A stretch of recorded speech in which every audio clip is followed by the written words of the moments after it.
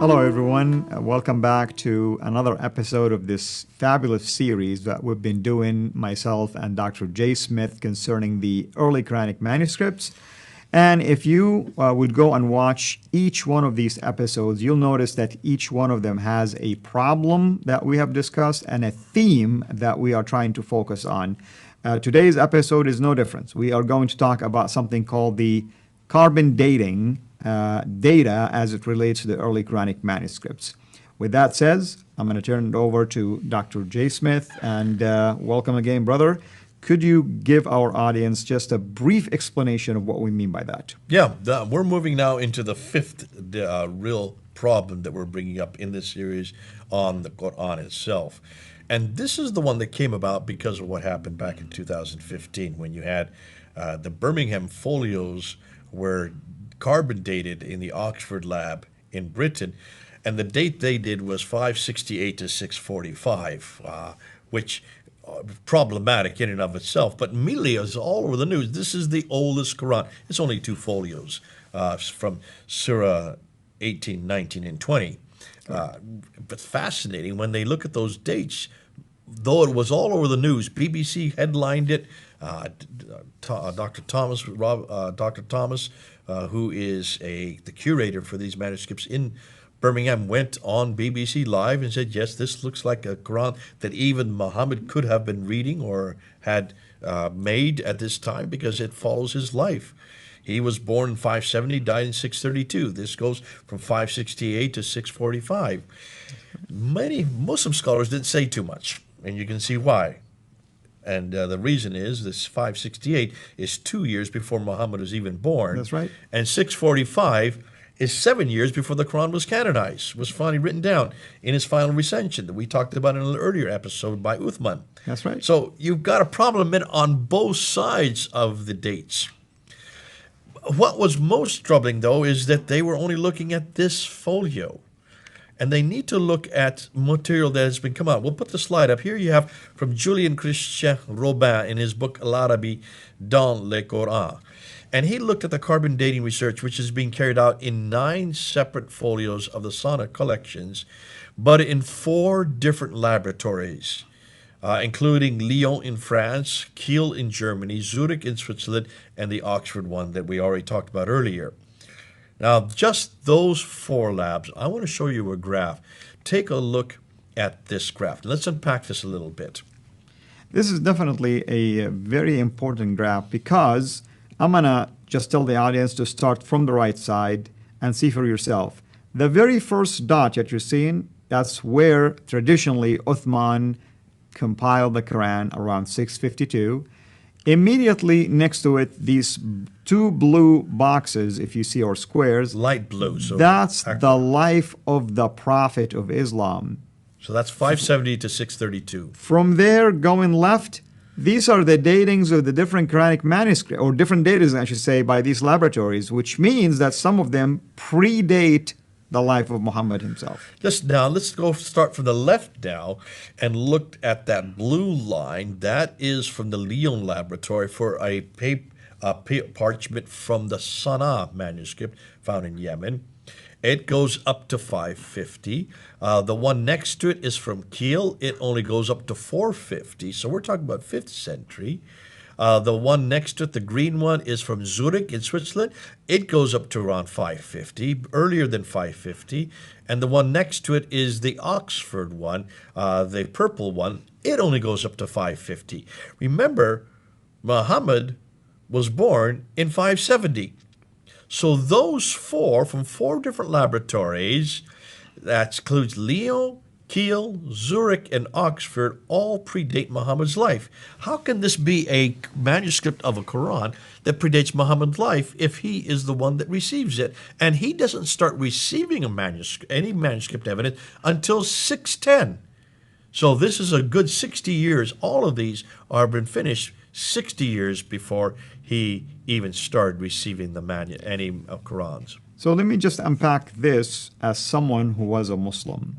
This tells me now that at least one of two possibilities, that there is source material that Muhammad or whomever compiled the Quran relied on, that existed even before the life of the so-called the Prophet of Islam. Or this even might prove that Muhammad didn't even exist until later, and someone took the time to compile a book and come up with a man. Or both of the above. Or both. Both of the above could also be a third option. Because I would suggest, now let me just look at the Birmingham Folio. You have Surah 18, Surah 19, and Surah 20. What are those about? It has to do with Moses, Mary, and also it's Dual Qarnayn, which is right, Alexander the Great, and also the Seven Sleepers. That's right. So these are all borrowed material. The Seven Sleepers from Ephesus. Correct. The Dual Qarnayn is from is the story that Heraclius, the Emperor Heraclius, the Byzantine emperor, wrote, really aggrandizing himself. This is a political tract that was included there in Surah 18. And then you have this story of Moses and Mary, which comes out, fascinating, that comes out of the Bible itself. So they're all borrowed from other sources. That's right.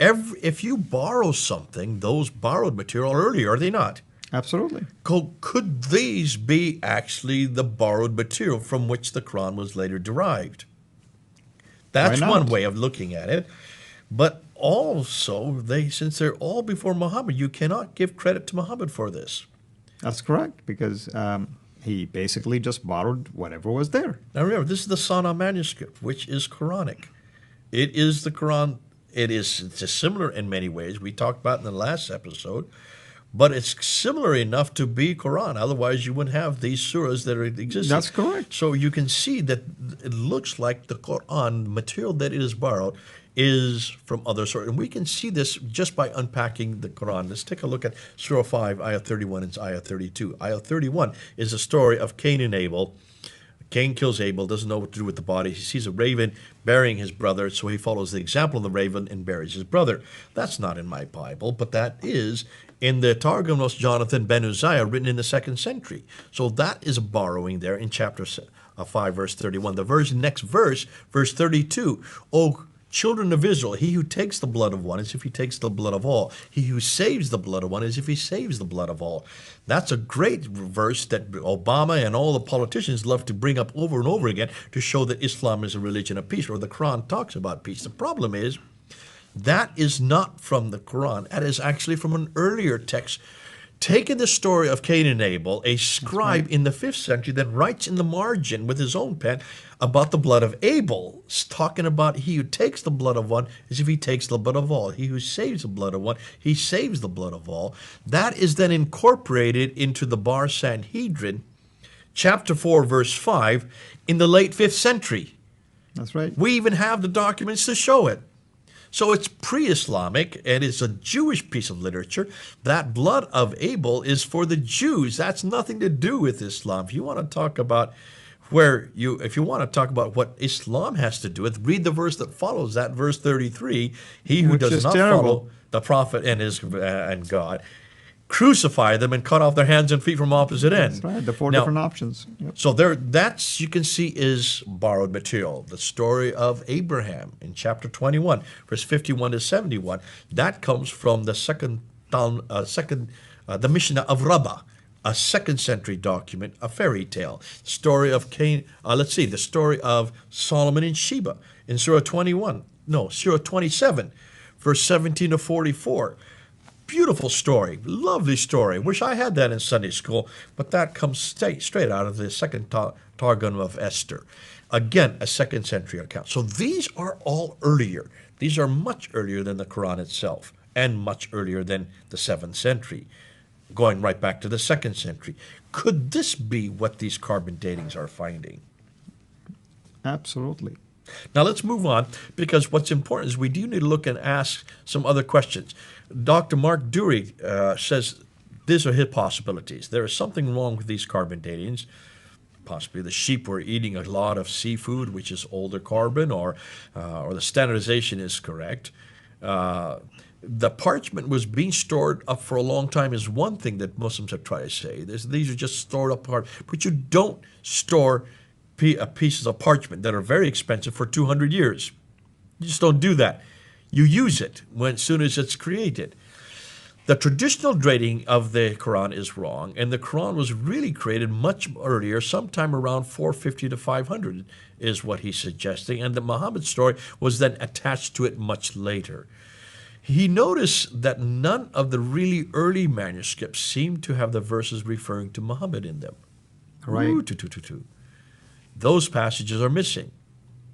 Is this a coincidence, he asked? Or could this be a combination of all the above? Now, my conclusions, I say, I agree with the graph is indeed disturbing, and I say there is possibly a problem with the carbon dating, possibly, because we know that carbon dating is very inaccurate. It is due to the expensive nature of the animal skins, it is highly unlikely that these skins were stored for a long time. I agree with him on that. The traditional dating of the Quran is probably at fault. That's what we're going to have to relive and go back to. And that's why this is going to hurt the narrative, the classical narrative, because it comes to us from the 9th century, which is simply too late to be credible. And then I would say that since Muhammad is not listed in the earliest dated folios, this suggests that the Quran is copied from borrowed material, which would naturally predate Muhammad and the Quran, and thus Islam. My conclusion, and the conclusions you need to say, is be careful with carbon datings. That's right. They are inaccurate, are they not? Absolutely. And also, we need to emphasize that the carbon dating dates the skin of the dead animal, doesn't date the ink. Since all 4 of the Sana A's examples, dated by the 4 different laboratories, completely predate Muhammad, completely predate the Quran, and completely predate Islam. These are much earlier than Arabic writings, for which the writers of the later Quran are borrowed. Then you have to say, if you want to go with the Birmingham folio, if you want to go with any carbon dating folios, you're going to have to take all the dates, and you're going to take these much earlier dates as well, which eradicates any notion that this was eternal, eradicates any notion that this was sent down to a man named Muhammad, and eradicates any notion that this had anything to do with Uthman. And that's why Muslims, I would be very careful, go with the paleontologists and the paleographical material. That is probably an awful lot more secure and safe. And those dates show that the Quran is from the 8th and 9th because of the manuscript evidence we've been talking about earlier. That is absolutely fascinating, of course, and I hope that the audience who will be watching this will enjoy this kind of material, and hopefully we were able to help you at least understand what we mean by carbon dating, because you've heard Dr. J. Smith mention that a couple of times, and you've heard us talk about date range and early date of a manuscript and a late date of a manuscript, and that's typically how these things are accomplished. Now, the next thing we need to do is, what about the Qurans we have today? That's right. Are they all the same? Absolutely. Is there one standard Quran today? And that's going to be a very exciting one. Here we go. And we're join gonna us end with again that. in the next episode. Until we meet again, have a blessed day. Thanks for watching. Make sure to like and subscribe so that you don't miss future videos. And please consider becoming a patron on patreon.com/Sierra International.